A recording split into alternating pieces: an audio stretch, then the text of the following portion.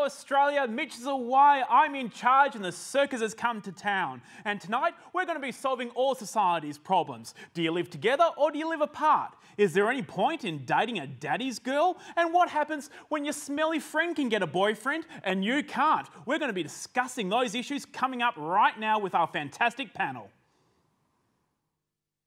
Got a problem, big or small, would a miracle be nice? Our motley crew is back, churning out advice. You might even laugh a bit in the following half hour. Park your backside on the couch, cause baby it's time for Sweet and Sour.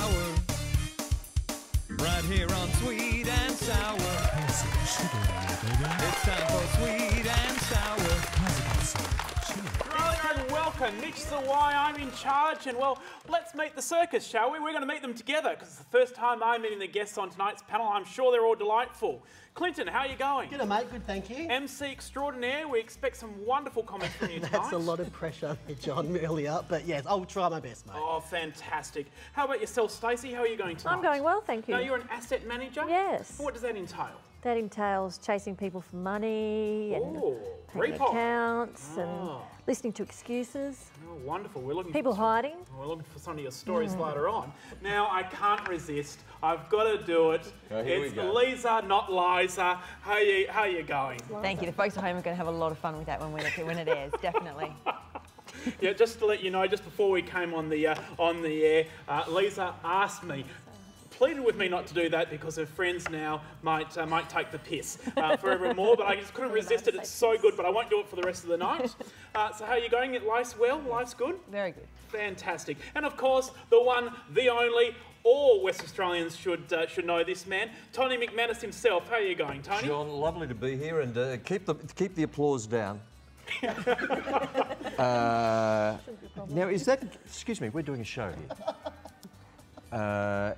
Is that Gary that sings the opening song for Sweet and Sour? Yes, yes. Is it a bit unusual that the usual host of the program sings the song to open the show? There's only Dennis Waterman that does that for every program he's ever done. Minder? Oh, look, I'm getting blank looks from everybody. Yes, that's right. Well, that's right. Speaking of which, if we don't move on, this first letter just goes for an eternity. So here we go. Dear Sweet and Sour, I think this is an odd situation. My boyfriend of 7 years lives in the next suburb. We lived together for 3 years but moved apart more than 3 years ago when he purchased his own home. We had planned to move back in with one another but found our relationship became stronger living apart. Now stop there. Now, up until that part of the letter, by the way, there's no problem, but keep going now. Absolutely, I will do, because this letter goes on for an eternity. Now, after all this time, I have pressures from my family and friends, and it's time to move the relationship along and either get married or move back in together. Neither of us are opposed to getting married, but we don't need to. But we don't have any strong objections to it. I love him plenty, and he loves me, but I don't want to live with him.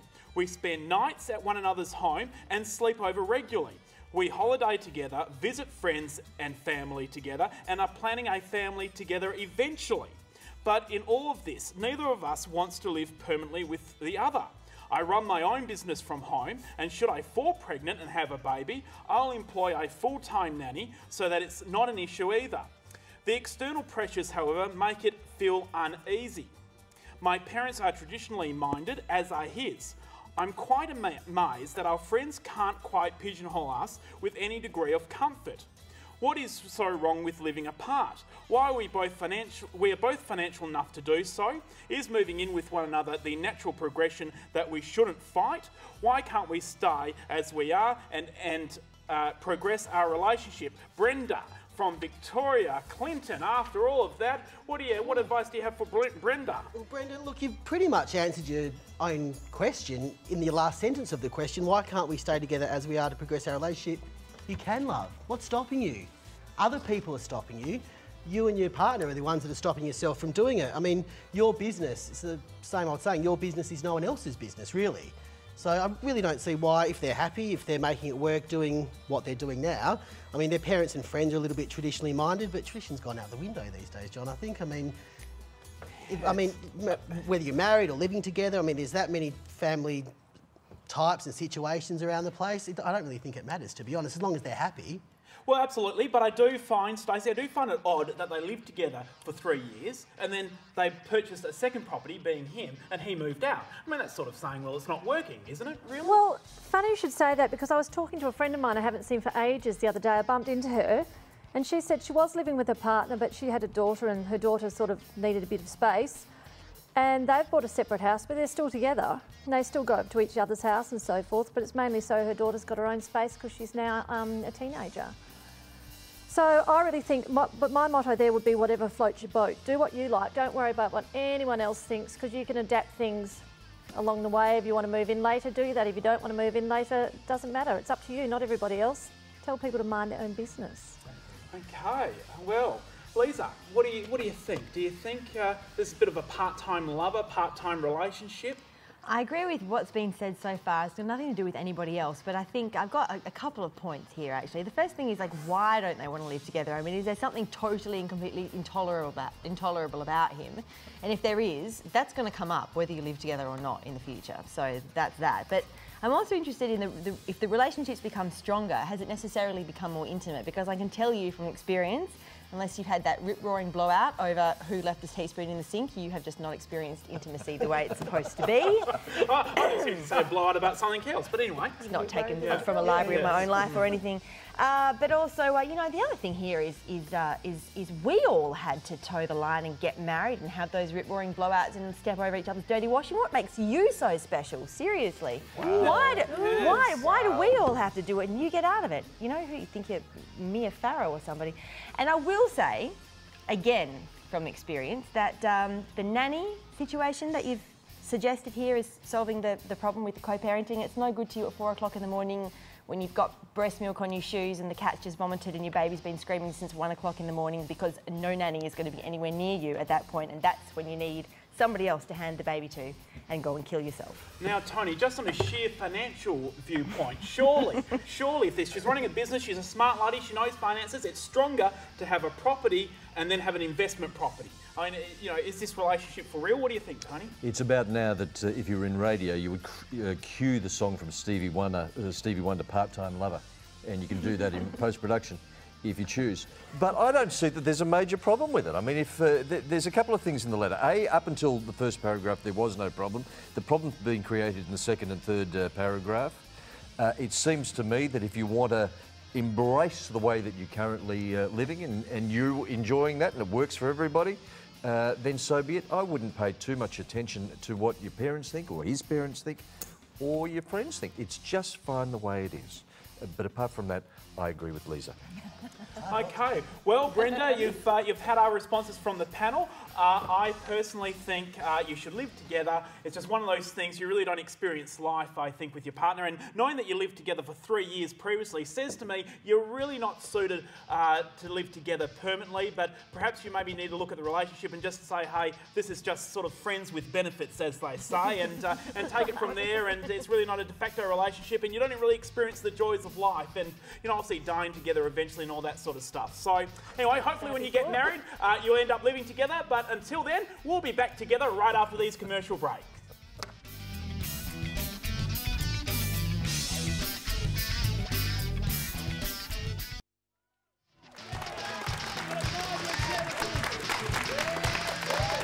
Hello Australia, welcome back. We want you to get involved and send us a letter, and you can do that by emailing us at letters@sweetandsour.net.au. Visit our website at sweetandsour.net.au.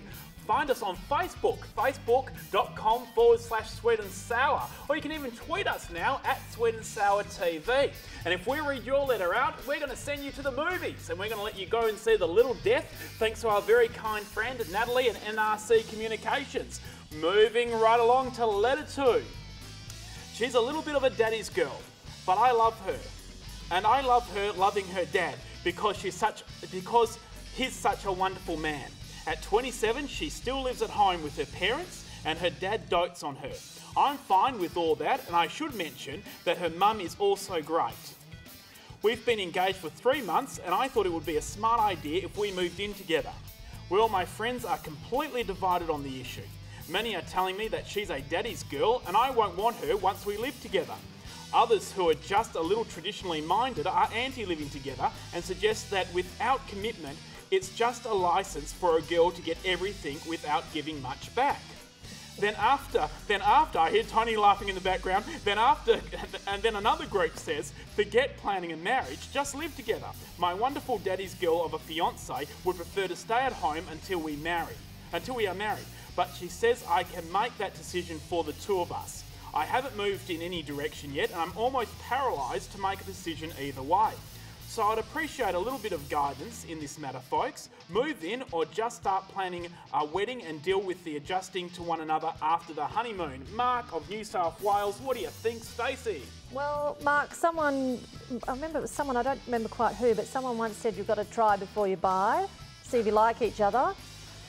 Now, Stacey, if I could, I hope I'm not going out of school here, but I believe you had okay. She's nodding her head. She doesn't want to tell the whole of Australia that, so we won't go there. We'll let Stacey continue her answer, and anyway, maybe in the outtakes we'll get that story.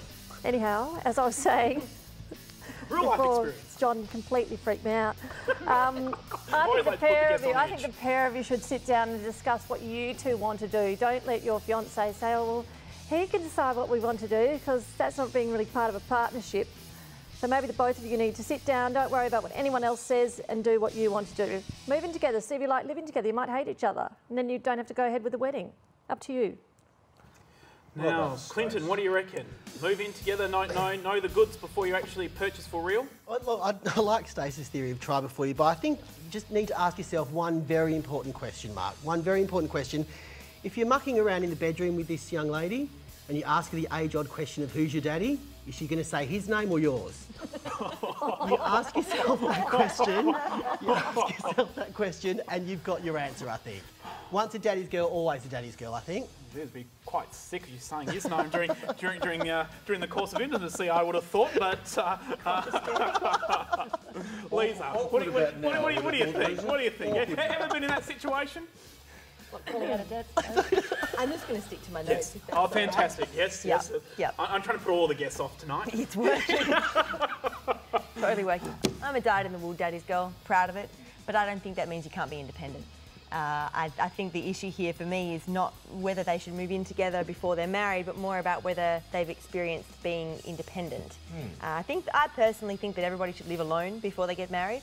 I certainly did, and it was a very good decision. That being said, in some cultures it's totally not the norm, which is also totally natural and normal. If you're from one culture and she's from another culture, that might be a bit of an issue, and then you have to work out what's the best approach. But I think it's good to have a strong feeling, whichever decision you make, and I don't get a strong feeling from this letter about anything. I get a lot of sort of, Yeah, what will be, will be. That's the concerning bit. What about Tony? What is your daughter? What do you think? You keen to let her move out of home? Keep her forever? Well, I have two beautiful daughters, and would they say they are daddy's girls? No, I agree with Liza yet again. It's in my interests to do so. I was going to say, something's going on here.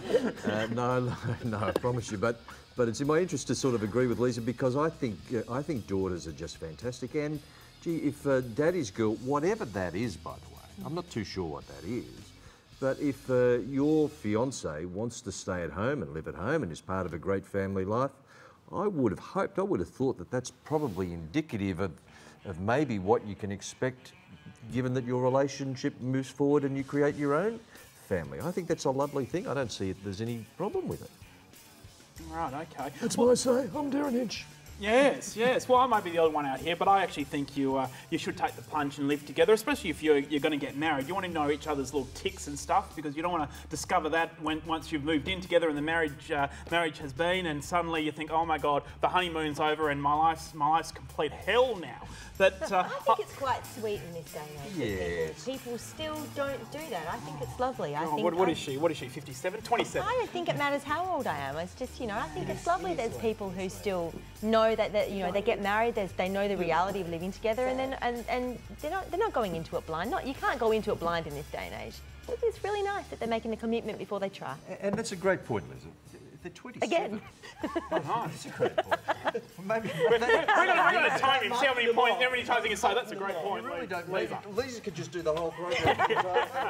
Except to say they're 27. They're not 18 or 17. So these are mature people. But she's never been on her own. She's never been away from her family. I think she's just got to experience being away from her family. Otherwise, there could be some huge shocks potentially after the movie. I'm telling you, I'm 57. Exactly, yes. I'm 57, and if I had the opportunity to go back and live with my mum and dad, and sadly I don't, but if I had that opportunity, I'd happily go back and live with mum and dad. It's a lovely thing. Whether you're 27 or 17, it doesn't mean anything. Just you do what makes you happy. There we go, Mark. Well, I'll take it that the consensus from the panel is stay living apart, whatever suits you best. Save the money, then you get more of a deposit for a house in the future.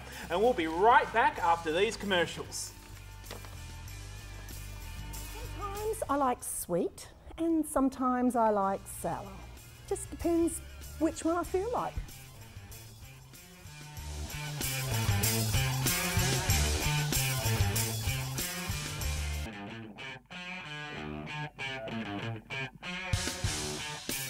Hello Australia, welcome back. Straight into the third letter. Hello panellists, I'll come straight out with it.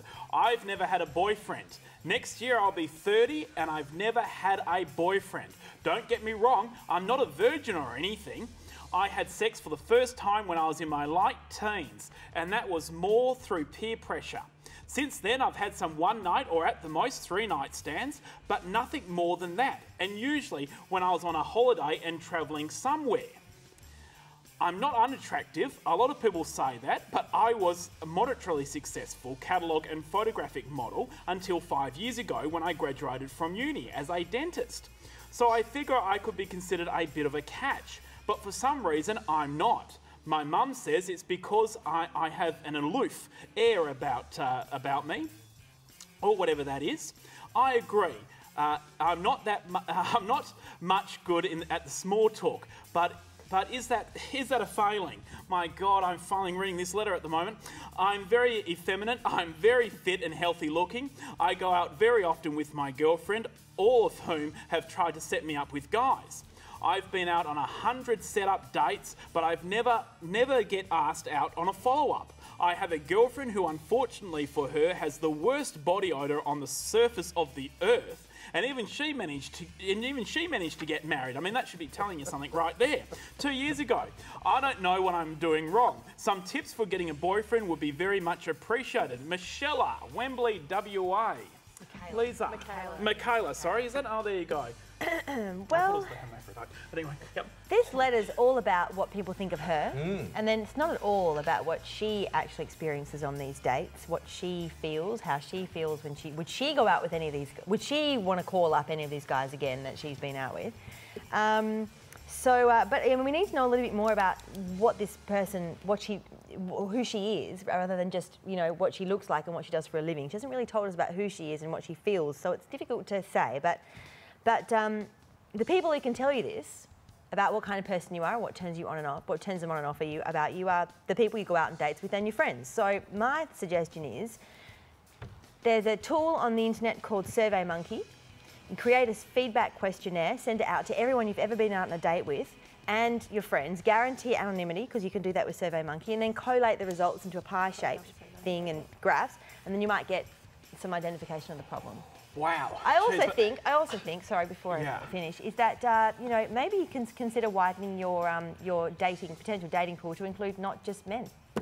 Geez, that could be some harsh reality. I mean, I would have thought, Tony, that if she's been on 100 set-up dates and not one follow-up, I mean, geez, that should be telling us something right there. There's something seriously wrong. What do you think, Tony? Well, clearly, Michaela is a smart person, or is she?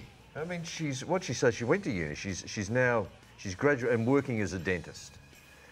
So she's not silly. So there seems to be some sort of gap for me. She's, by her own declaration, she's attractive. So I'm not too sure what the problem is. Maybe it's that she's consumed with things in her world that probably aren't really that important, and just focus on the present and enjoy the engagement when you go out with somebody, and maybe become a better listener than you are, all those little simple techniques. And just enjoy the company, enjoy being in the company of other people, and try not to make too many judgments about them or yourself. Now, Clinton, what do you think? There's got to be something here glaring. Well, there's a common denominator here, and I think it's you. I think it's you, love. I mean, you've been out on 100 dates. If a horse has run 100 races without a result, they'd go to the glue factory. So, I mean, there does have to be a common denominator and of here, course, I would if anybody imagine. watching at home has any issues, please contact Lifeline. That's right. But, I mean, look, your mum says that you're aloof. Mums normally know best.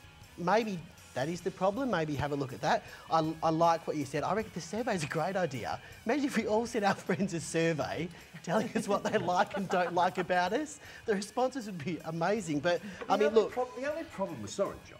The only problem about that, we become consumed by about what other people are thinking. I mean, who cares what other people think? Well, That's right. well, I tell you, Michaela, you should care about what other people think because it ain't working and people are running a mile.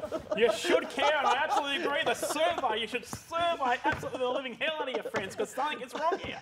Survey yourself first, Yes. though. Well, Stacey, what do you think? Well, I think Michaela, maybe she has to think about this. Her mother said she's aloof, but a lot of people can confuse aloofness with being rude, snobby and disinterested in everybody else. So maybe they just think she's, you know, being horrible and she's not. So maybe she has to, like Tony said, be a better listener. And not just me, I this, I that, I everything else. It has to be about other people as well. Listen to what they say. You know, if they're boring, just listen to it anyway and smile. Give that a go, see what happens. Yes, no, I have to ask Stacey, ever had somebody that you went out on a date with and there was no follow-up? What do you do when that happens? No, of course you haven't experienced not. it? Of course not. Anyone I've ever been out on a date with has No. begged me to go out. Sometimes 20 years later they've begged me to go out. But apparently she didn't even mention to one of her best friends who did get married, who has apparently some really bad body odour. Does that some sort of indicator as how you are as a friend? Why would you not have said to somebody? Exactly, Well, exactly. And just to wrap it up, I think that says it all. You know, if your smelly friend is finding love, we're in trouble here. We are in trouble if your smelly friend's finding love, okay? And you're going out with a smelly friend. Maybe your smelly friend's keeping everybody away. Okay, we've got to find a winner here because they're going to win sunglasses. What do you think? Who's the winner? Who's the winner? Clinton? Look, I'll go... Da-da-da-da. Brenda, letter 1. Letter 1. Yes. Stacey. Number 1. Letter 1. 2. Liza. Letter 2. How many Tony. pairs of sunglasses we got? We got one pair. I'm going, what did Lisa say? Don't worry. I'm going with Lisa's number 2. Well, look, I think number 2 are a sweet couple looking to get married, not going to take my advice and live together beforehand. So I'm going to give you some sunglasses, and if everything goes wrong, then you just put them on and sit back and relax and enjoy the rest of your life. And I told you so if everything does go all wrong without living together first. And thank you, Australia. Thank you to our guests tonight. Thank you for coming on. Thank you very much. We've got to go now. We've had a wonderful time. Thank you very much. I'm getting the hurry up right here. Thank you. Good night, Australia. Mitch is back next week.